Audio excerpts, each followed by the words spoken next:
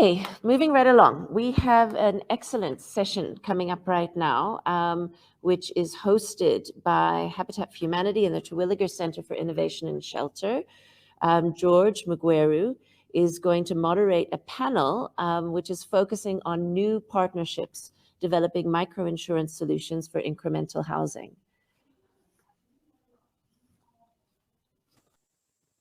Yeah, so I'm delighted to participate in this year's Africa Union for Housing Finance Conference in Kigali, and great to connect with the friends and colleagues who are attending this session in person. But those who are joining us virtually, it's a great pleasure to connect with all of you. My name is George Mugweru. I am the Housing Finance Systems Manager at Habitat for Humanity's Terwilliger Center for Innovation in Shelter. And I'm delighted to moderate this session that is discussing a very beautiful topic on developing microinsurance solutions for incremental housing. In 2015, Habitat for Humanity carried out a landscaping exercise that did show that there's a great need for microinsurance in this continent, with only 5.4% of the population having any form of microinsurance solution. This is in the backdrop of huge risks and resilience concerns, because a FinAccess study in 2013 did indicate, for example, in Kenya, that about 35% of the population had a negative impact as a result of certain calamities. Either they lost a home, a business, property due to fire, floods, theft, or even evictions, just indicating the need for microinsurance. And also, while opening the AUHF conference, the Ambassador Gatete, the Honorable Minister for Infrastructure in Rwanda, alluded to this when he talked about proliferation of slums in many of our cities and some of the risks that some of these households face. And, issues to do with floods, fires, and many challenges that some of these families are facing. And so one would ask, then why is the disconnect? There seems to be a huge need for microinsurance, but as you know, uptake continues to be really low. And so Habitat for Humanity partnered with ILO and Britam to implement a project that is aiming to develop innovative and scalable housing microinsurance solution with very great support from Swiss Capacity Building Fund. And so I'm very excited to moderate a session with a panel of people who have had very good experience in microinsurance space. And so I'm joined by Sitara Merchant. So Sitara Merchant is the CEO of Swiss Capacity Building Fund. I'm also joined in the panel by Surab Sharma. Surab is the Director of Emerging Consumer at Britam.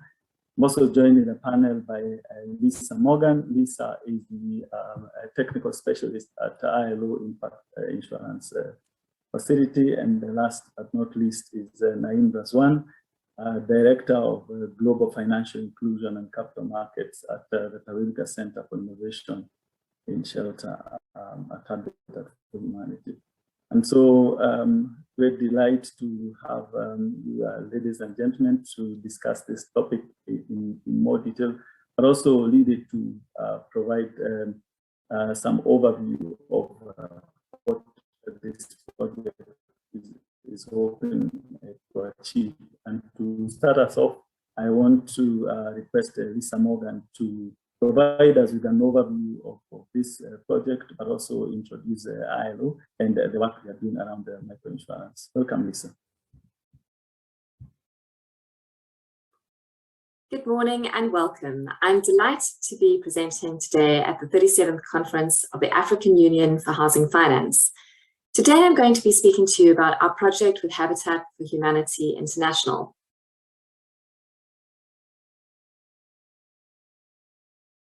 I would like to start out by telling you about the ILO's Impact Insurance Facility. Launched in 2008 with a generous grant from the Bill and Melinda Gates Foundation, the facility was set up with the mission of enabling the insurance sector, governments, and their partners to embrace insurance, to reduce households' vulnerability, promote stronger enterprises, and facilitate better public policies. We know that uninsured risk has devastating consequences on future generations and constrains their entrepreneurial potential. And while great strides have been made, the insurance industry is still not yet fulfilling its potential, especially in developing countries. Since inception, we have worked with many projects and stakeholders and have a vast collection of knowledge products that can be found on our website. And you can find the address to our website on the slide that I'm now sharing. So I welcome you all to take a look at it. We have become leaders in catalyzing inclusive insurance with our three-pronged strategy that we have, which is stimulating innovation, unlocking capacity through our capacity training activities. We partner with various organizations, educational organizations across Africa and beyond to deliver trainings on impact insurance.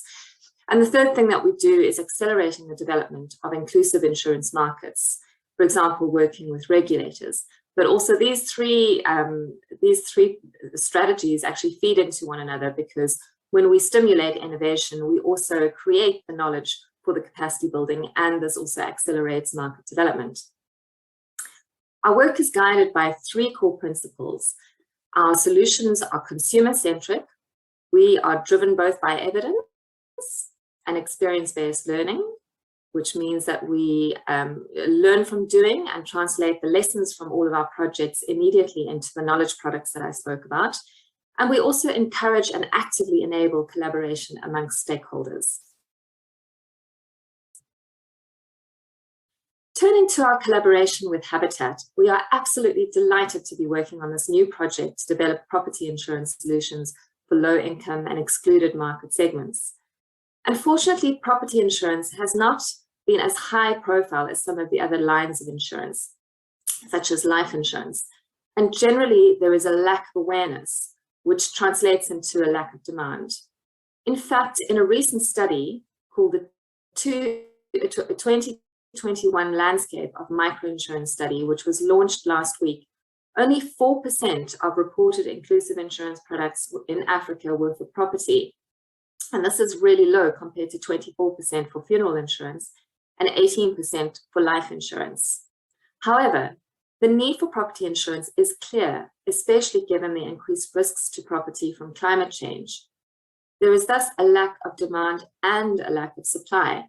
And this is why our project with Habitat is so important.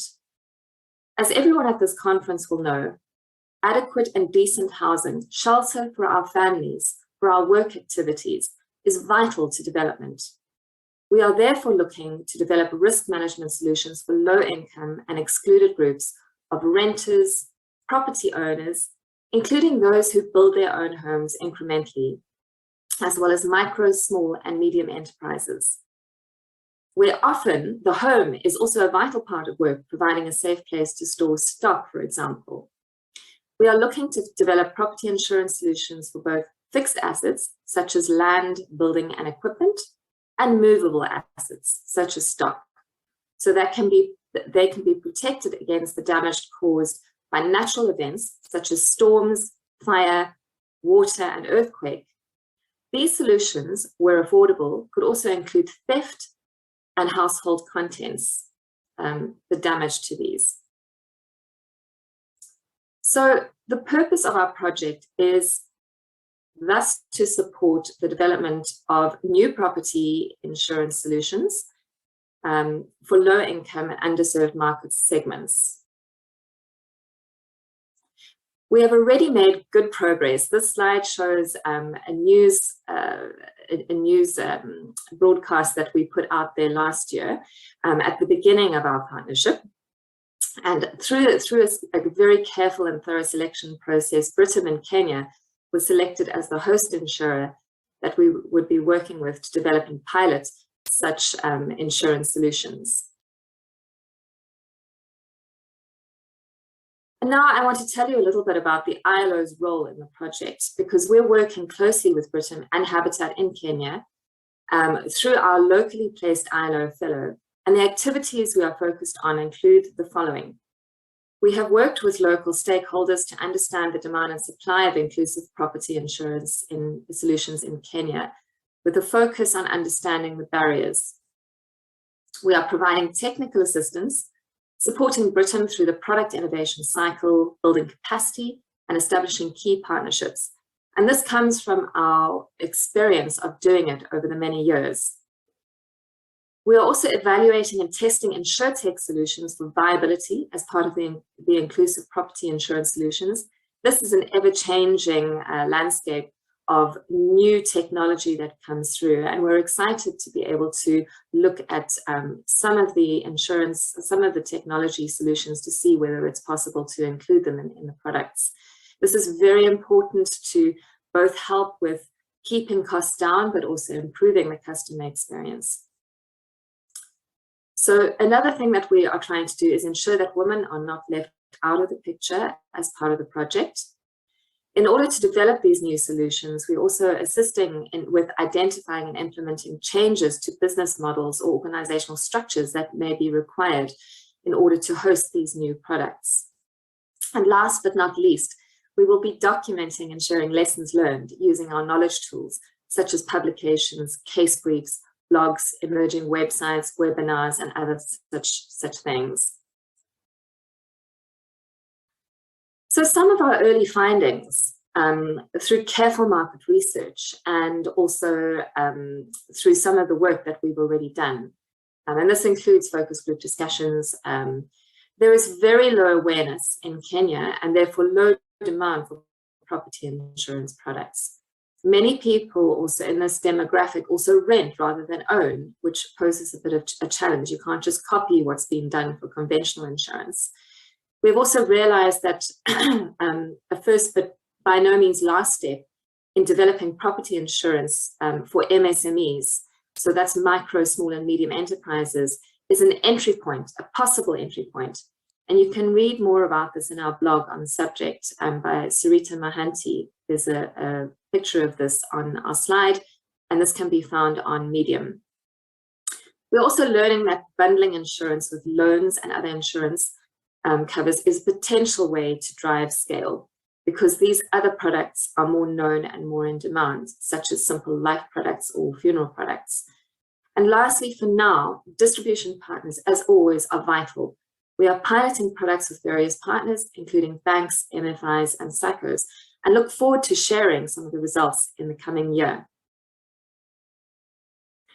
Now, the organizers were also keen for me to say a little bit about some of the challenges and success factors in developing inclusive insurance, and it's my pleasure to share some of this with you today.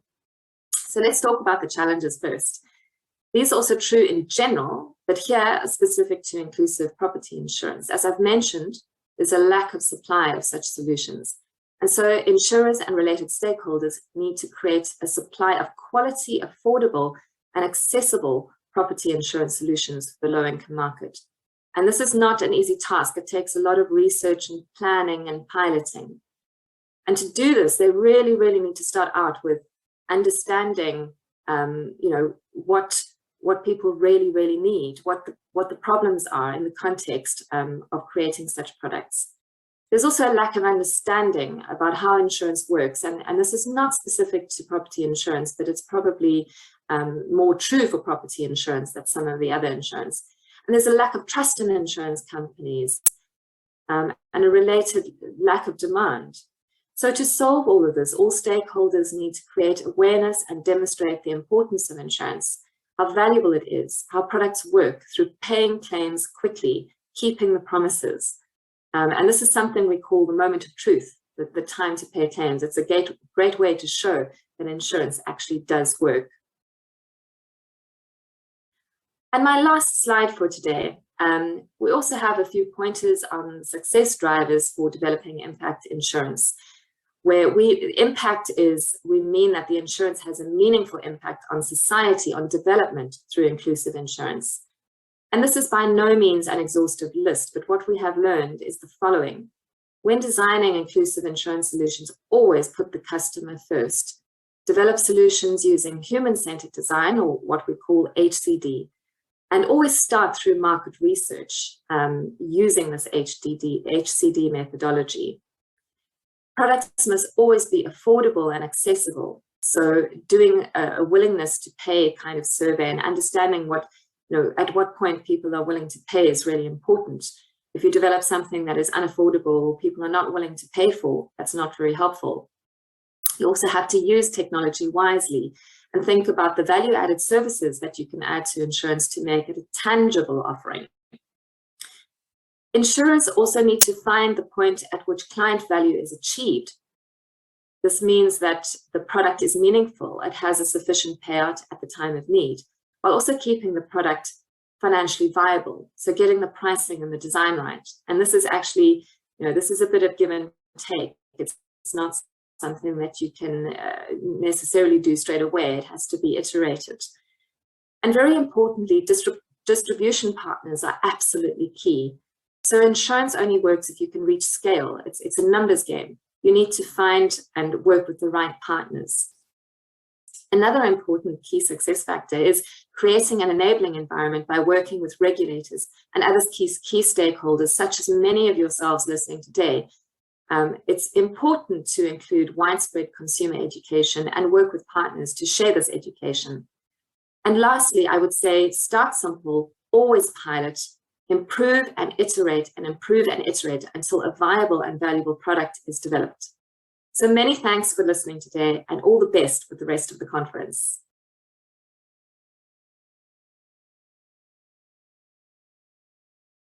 Okay, just going to stop sharing my slides. Thank you so much, Lisa, for that beautiful introduction. And it provides a very good background for the rest of the conversation. And now just to unpack a bit more some of the issues that Lisa raised, I would like to ask Naeem to introduce Habitat for Humanity's Tawiliga Center for Innovation in Shelter. And most important, just talk about its approach in terms of working with the markets to promote decent and affordable housing. And if you could also discuss how you are promoting access to finance for housing in Africa, and your motivation to get into impact insurance.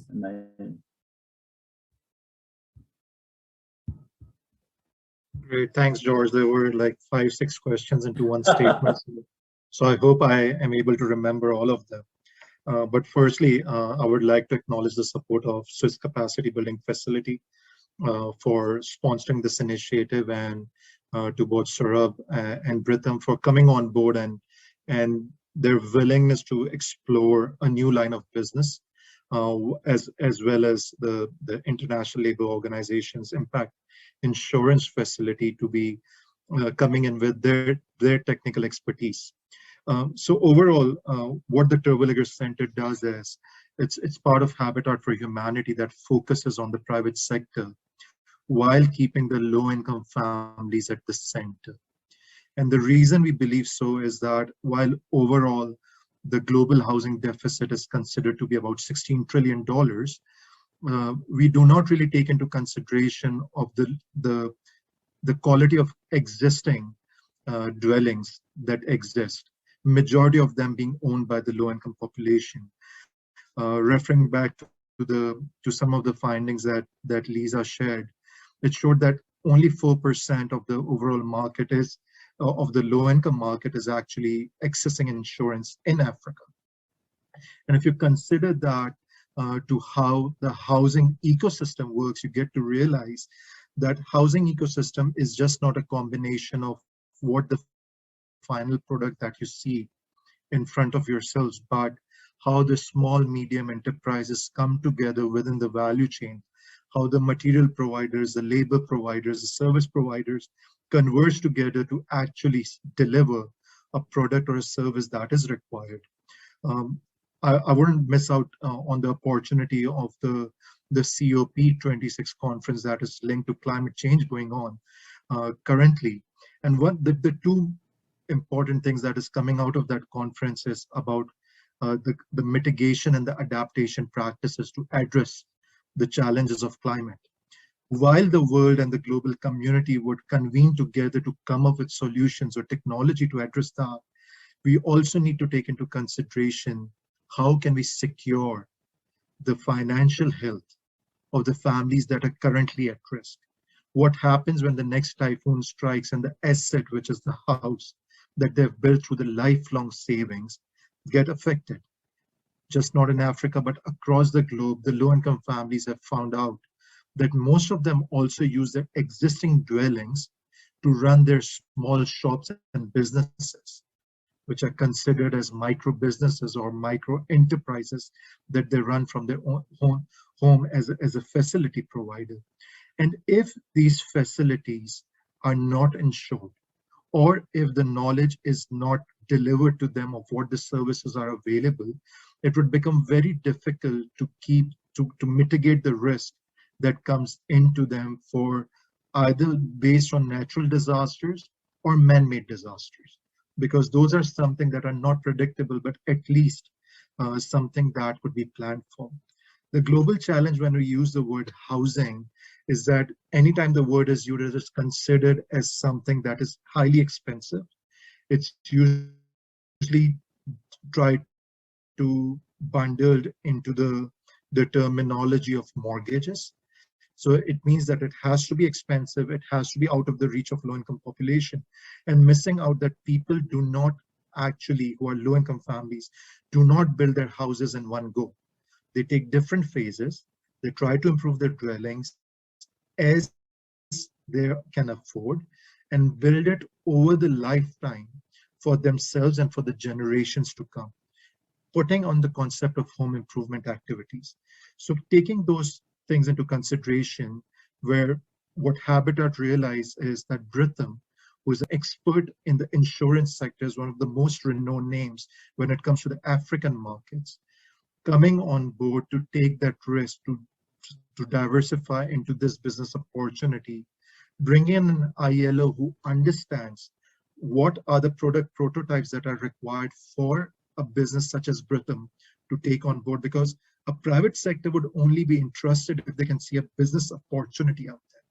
And the whole idea is, how can we address the client's willingness to pay and the client's ability to pay?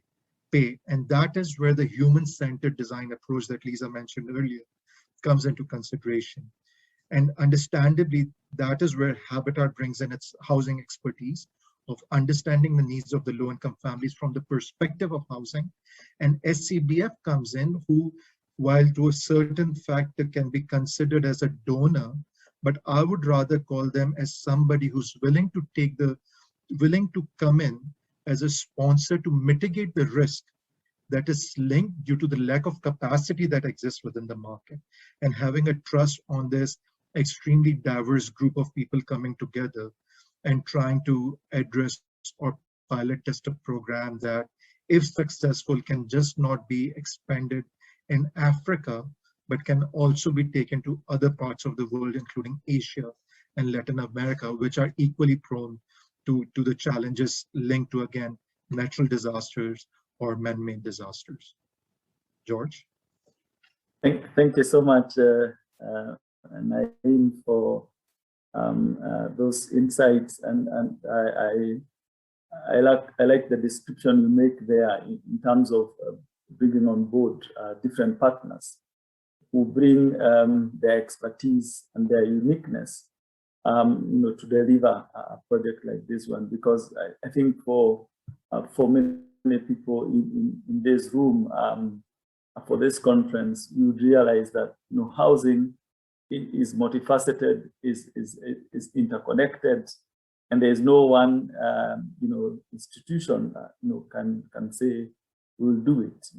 You need to bring the different partners, the different players together with a common purpose, and that's the only way we can be able to achieve affordable housing.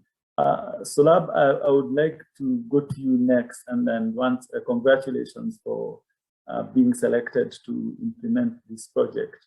But Britam is a market leader in providing solutions to emerging and underserved consumers in the region. I would like to hear from yourself what you hope to achieve for this project using your experience. But while you are there, also to share this, one of the hypotheses that has been out there is that voluntary property microinsurance uptake is low because there is negative perception of insurance, and that products are not adapted for low-income populations. In other words, they don't seem to connect with them, they don't seem to meet their needs. I would want to hear how Britam is circumventing some of these challenges within this project as we design an appropriate solution with your partner.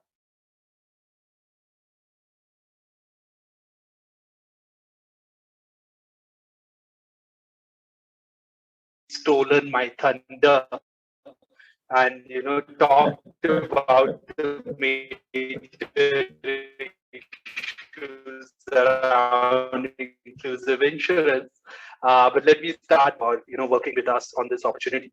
I think, as you said, so as Britam, we are the largest insurance group in East Africa, present in 7 countries, and we have had a long interest in the inclusive insurance space. Actually, this business is now a decade old.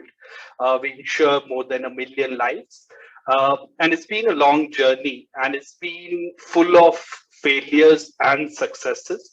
So I think there is a lot that we have learned. So obviously, when partners like Habitat, ILO, and we have come in with their expertise, that helps us to shorten that learning curve in a space like housing insurance.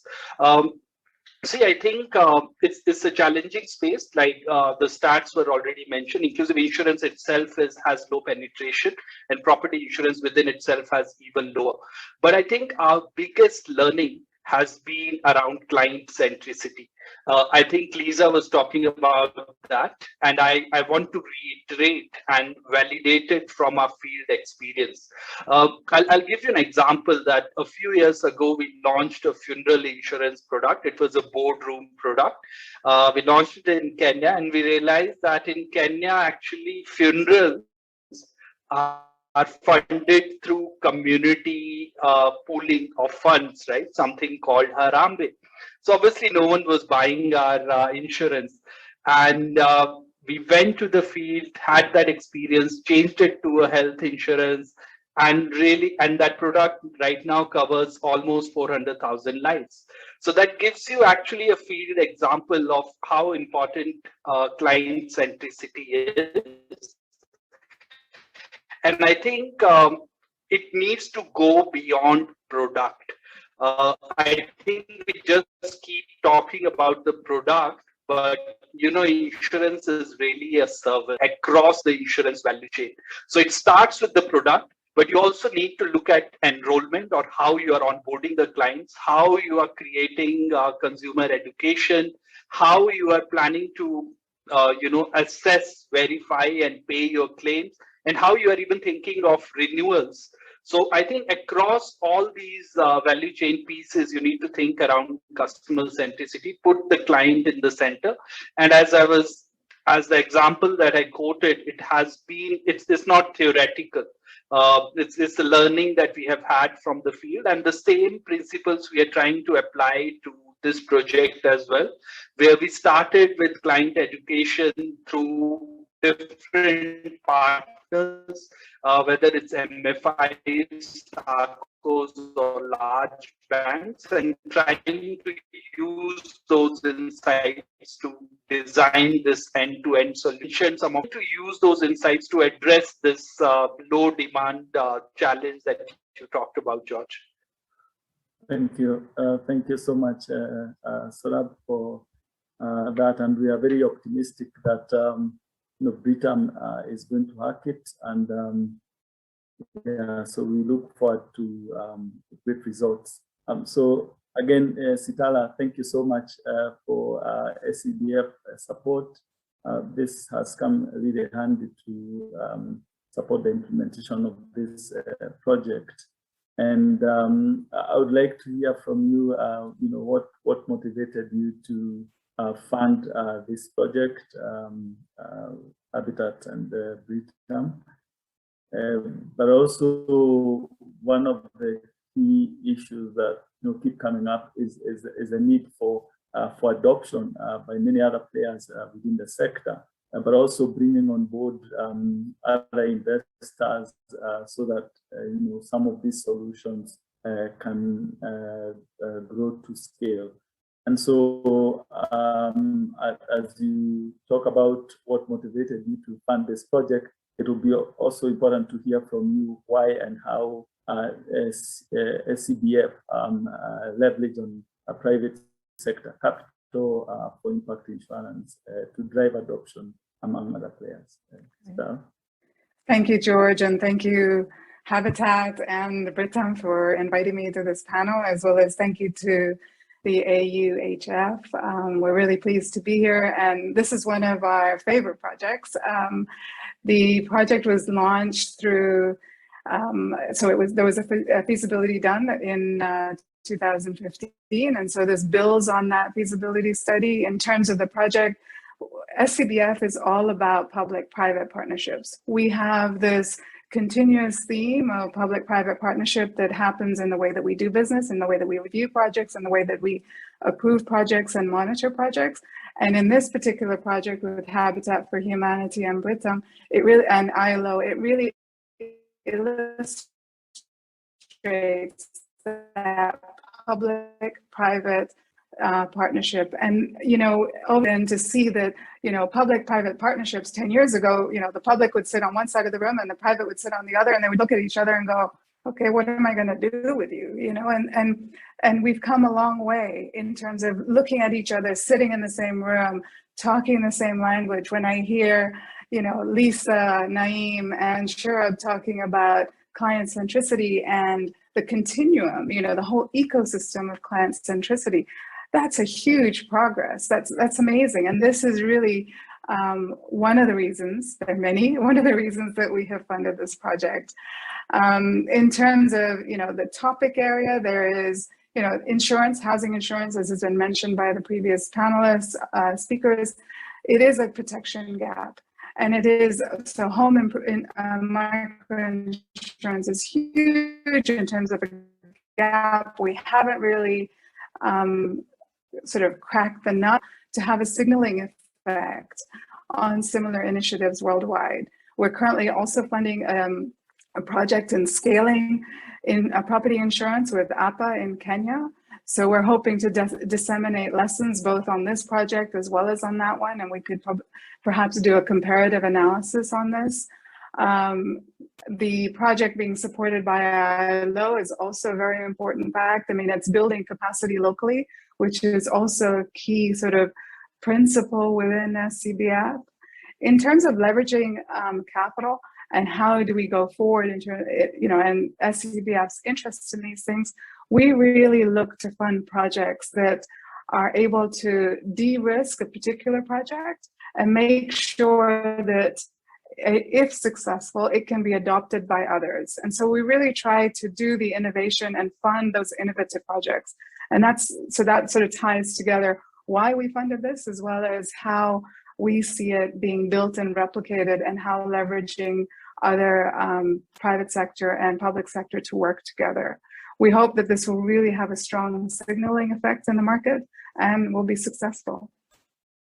Thank you so much, Sitara, and we are very happy to have you as a partner who really understand this sector, because it's very critical, even to have a donor who really kind of understand the kind of business that we do, and we are very, very appreciative of your support. I'll go back to Surab, just for a follow-up question with regard to use of technology. And the use of technology has been a key driver in terms of increasing access to achieve scale, especially as you know, having gone through the COVID-19 situation. A lot of activities have been driven by technology, even for a conference like this. I would like to hear how Britam is planning to explore use of technology, either for education, training, underwriting, claim assessment. One, to reduce cost, but also increase uptake. But as you do that without losing the client's touch, because for the communities and the people we serve, they still need that kind of a touch. So how do you leverage on technology to do all that, but maintaining that client's touch? Right, George. So see, obviously, technology is the key, right? And it has helped us to unlock a large we have added more customers in last 2 years through our digital partners than we did in the initial 5-6 years. And without sounding like a broken record, right? I think technology application is across the value chain, but I'll use 2 examples that we have found in this particular project. So first one is around distribution. See, I think Kenya is really at the forefront of digital financial services thanks to M-Pesa. So M-Pesa has enabled, mobile banking, a lot of other digital financial services, as well as a very vibrant tech ecosystem as well. So you'll find that a lot of interesting startups whether in food tech or health tech have coming up. When we found that actually there are interesting partners in this space for housing insurance. So we are working with some e-commerce partners. So these e-commerce players are, creating market linkages. They are bringing large-scale FMCG, fast-moving consumer good distributors to small retailers. These small retailers, we are talking about mom and pop stores. So they can use these mobile apps to order these FMCG goods to make their payments, and it has become such an interesting ecosystem. And we found that, I think Naeem was talking about that, how a lot of these micro businesses are actually run via at their homes. And we thought that housing insurance can actually be a very good value add for these e-commerce players to offer to these micro businesses. So, and that gives us so many avenues, right? First of all, these are aggregators. Micro businesses are a very fragmented sector, but these e-commerce players are aggregating them. Second, they are providing us access to data that insurers previously did not have. You can actually find out what is the monthly turnover at these smaller businesses.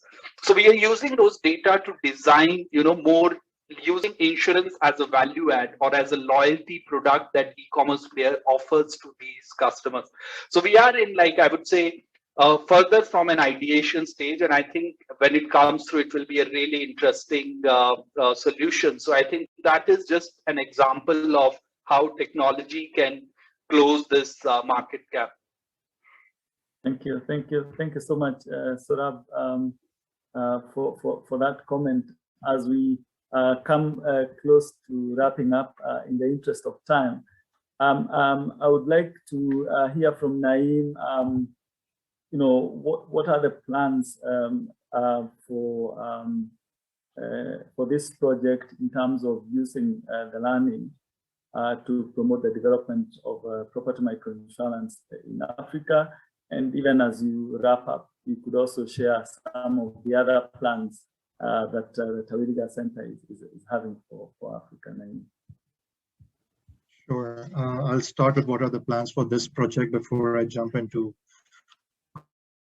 how we are planning to look at the housing finance systems in general.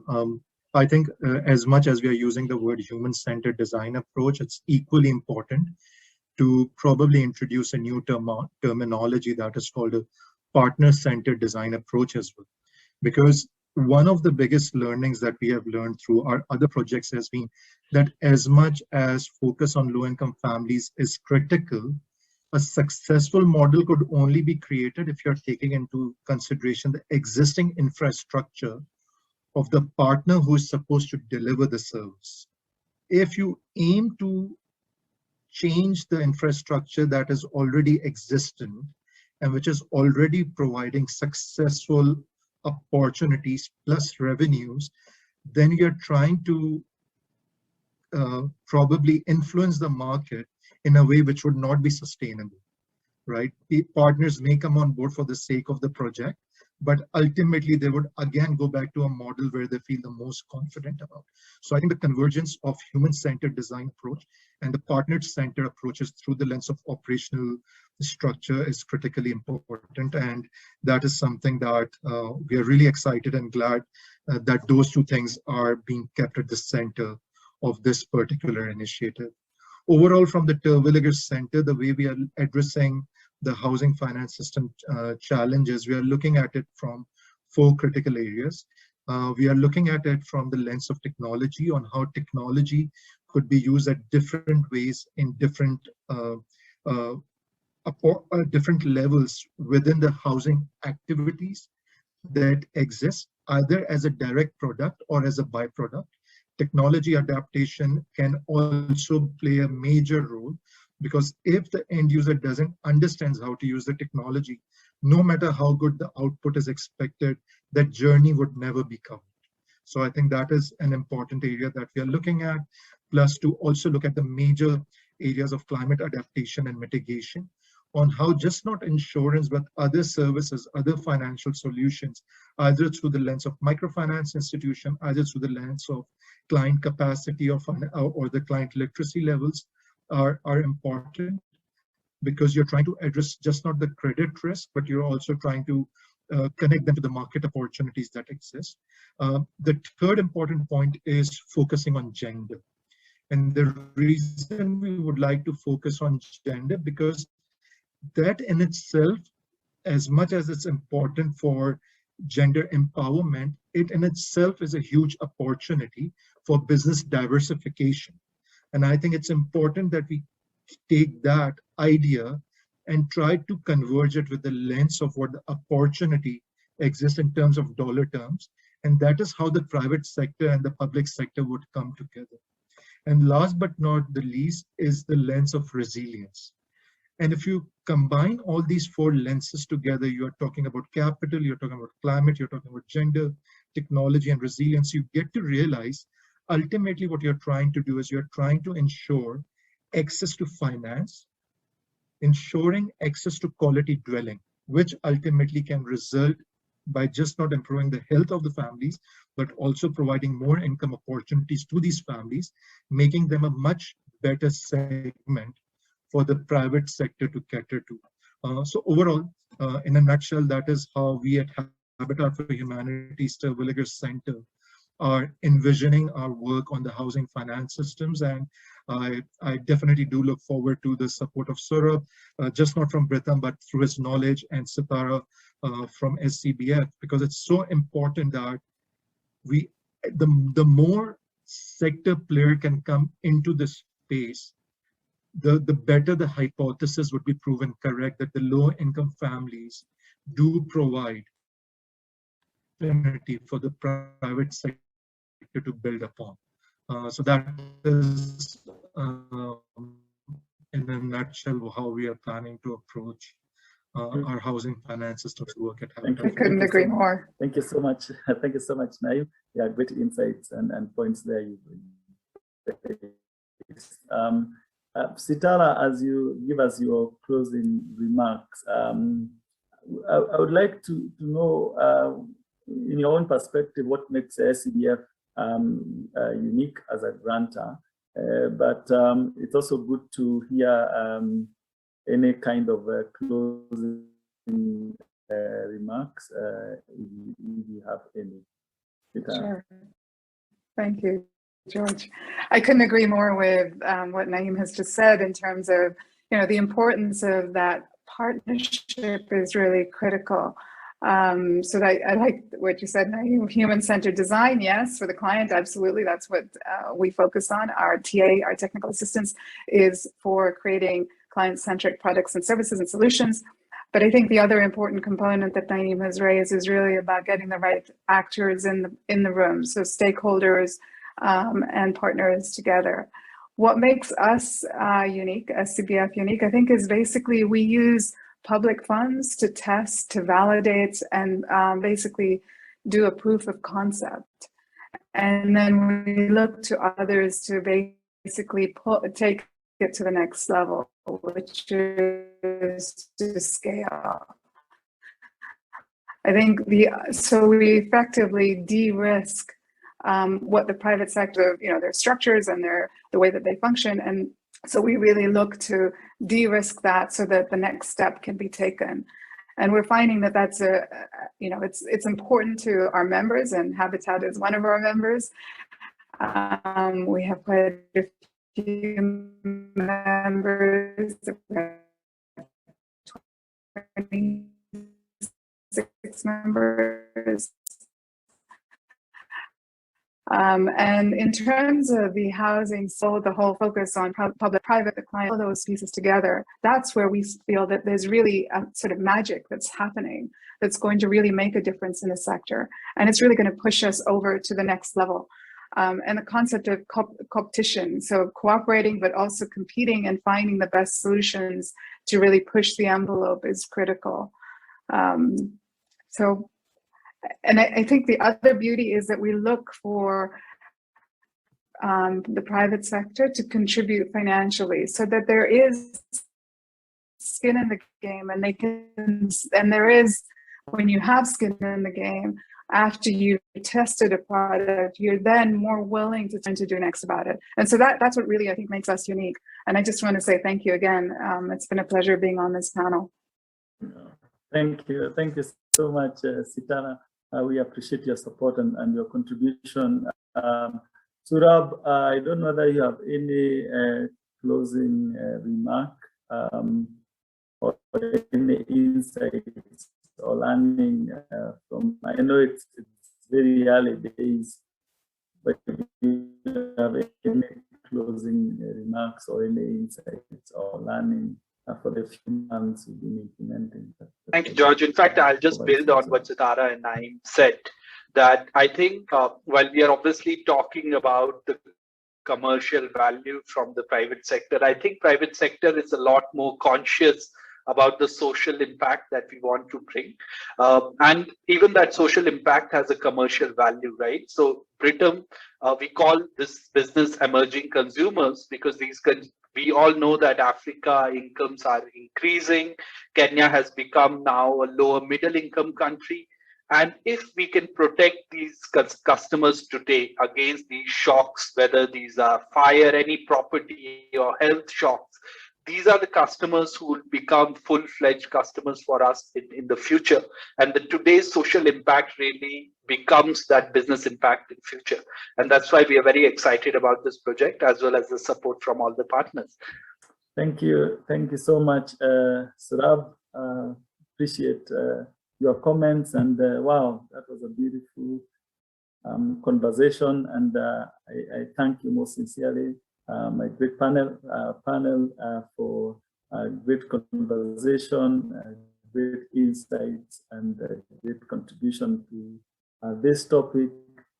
And I'm sure for many that are watching and people in this room, you would agree that this is a beautiful partnership, and we can only expect very, very beautiful results from this great partnership. So once again, thank you so much, Sitara, Surab, and Naim for your contribution and being a good panelist. I thank you most sincerely. Asante sana, murakoze. Karibu, asante. Thank you. Thank you.